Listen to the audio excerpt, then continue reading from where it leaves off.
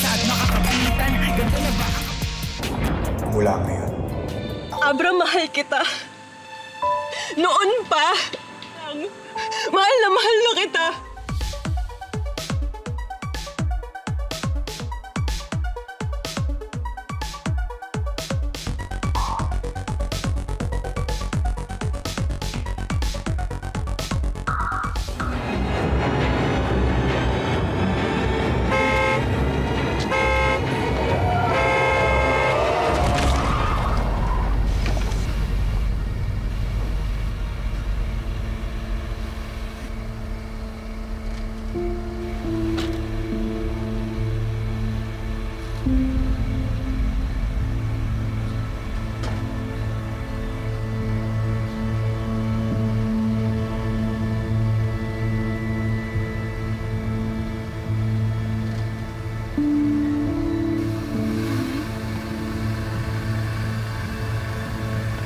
Norman? Norman!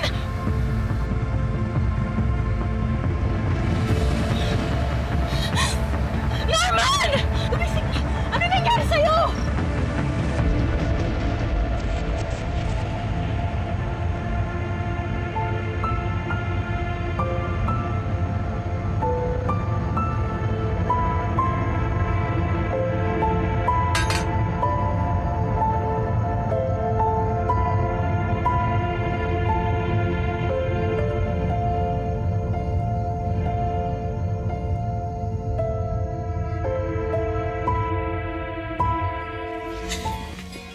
May good news ako sa'yo.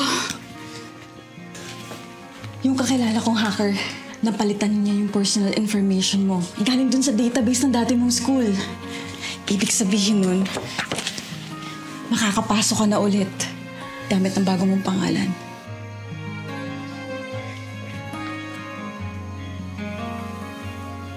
Mas maigi na yan. Mas ligtas pag walang makakatrace sa'yo. Dapat ipangako mo sa akin na walang ibang makakaalam ng totoo mong pagkatao. At ako lang ang makakaalam ng tunay mong pangalan.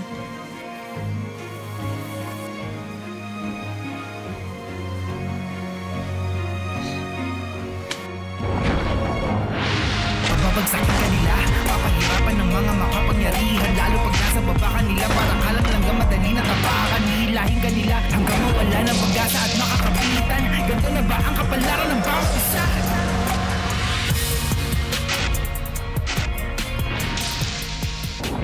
Mula ngayon, ako na si Abraham Espiritu.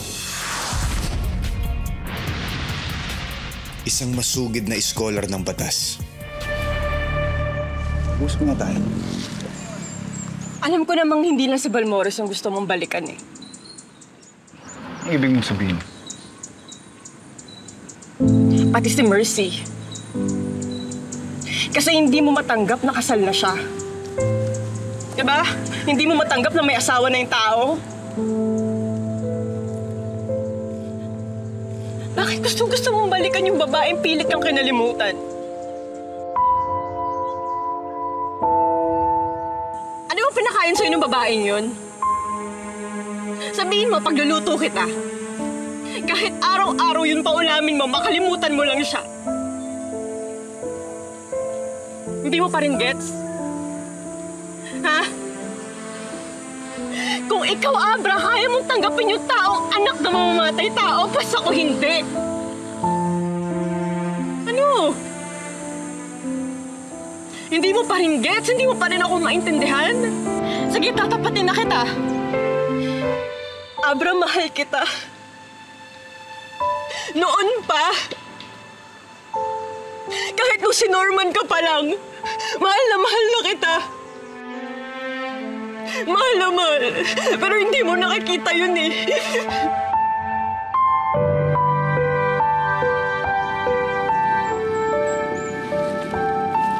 Jane! Jane! Jane! Ako na yung magiging bagong hari ng Rosario. Well, Sa ngayon, binubuo ko pa yung kaharian ko. But just like any other kingdom, I'm gonna need subjects. Mga taong mapagkakatiwalaan. Ang katulad mo. Paano mo naman nasabi yung pagkakatiwalaan mo? Na-post na sa social media yung pinagawa kong video tungkol kay Balmores. Yung pagpatay niya kay Tasing de la Cruz. Unti-unti nang nasisira ang reputasyon ni Balmores. At kung makarecover man siya dito, it's gonna be too late. By that time, wasak na ang imahe niya sa publiko. Hindi na niya mababawi ang trono niya sa akin. Nagawa ko to dahil sa'yo, which is why I want you to be a part of it. Are you willing to be the head of BMP Freeport Incorporated? At lahat ng mga negosyo ang hawak ng Aguirre at Balmores. Jane, I've seen your work. Nakita ko kung paano mo binild up yung image ko. Yun ang gusto kong gawin mo para sa Freeport. I want you to build up its image. Gusto ko siyang makilala bilang sentro ng kalakalan. At hindi para maging sentro ng smuggling sa rehiyon. Tama, attorney? I trust you, Jane. Hindi lang dahil sa kakayahan, kundi dahil sa loyalty pinakita mo sa akin. Nabanggit mo ang salitang tiwala. At tulad nga ng sinabi mo, pareho tayong walang tiwala sa mga Balmores. Isang tanong, isang sagot, attorney. Ikaw ba ang nag-utos na ipapatay si Judge Benito Balmores?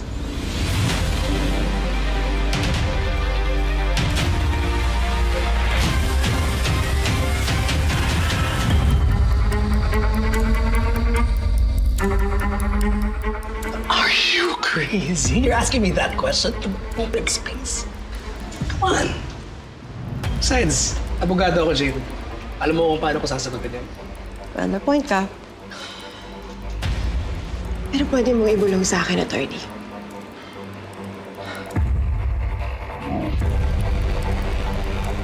Fine.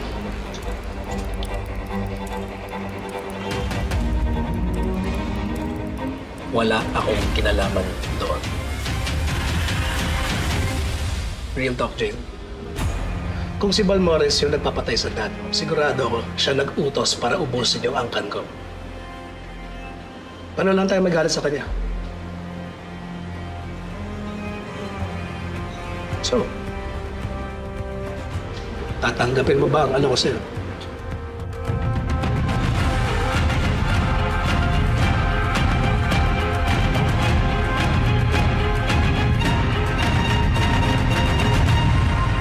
Oo.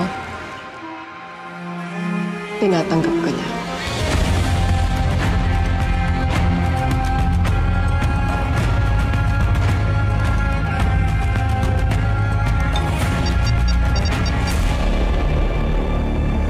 May kailangan kayo muna.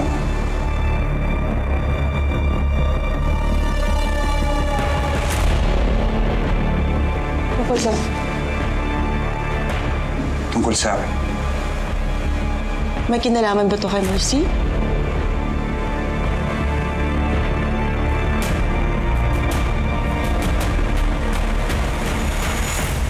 Anak ko daw si Fatima.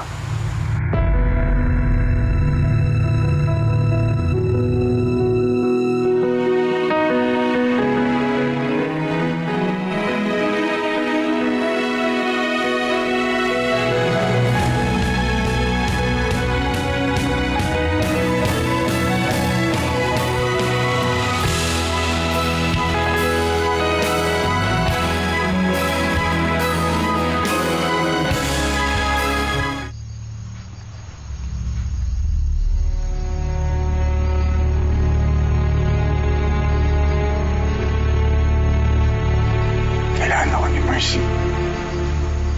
Ni Fatima. Nasa pakanib yung buhay nila. Hindi ko iiwanan ang mag-ina ko hanggat hindi ko alam na ligtas sila. At hindi mangyayari yun hanggat nasa kapangyarihan si Miguel. Huwag ka mag-alala. Tutulungan naman yung pamilya mo. Hindi namin sila papabayaan. Salamat, Jing.